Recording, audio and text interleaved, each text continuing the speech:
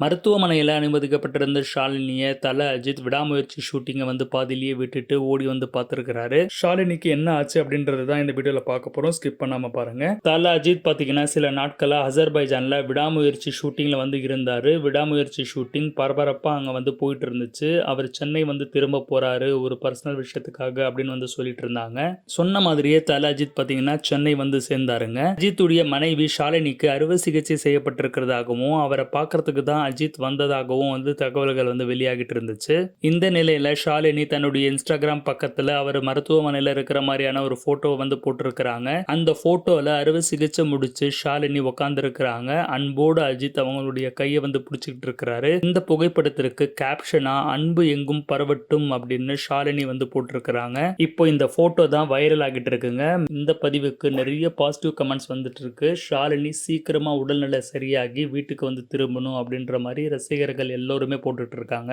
நீங்களும் உங்களுடைய விஷய கீழே கமெண்ட்ஸ்ல பதிவிடுங்க.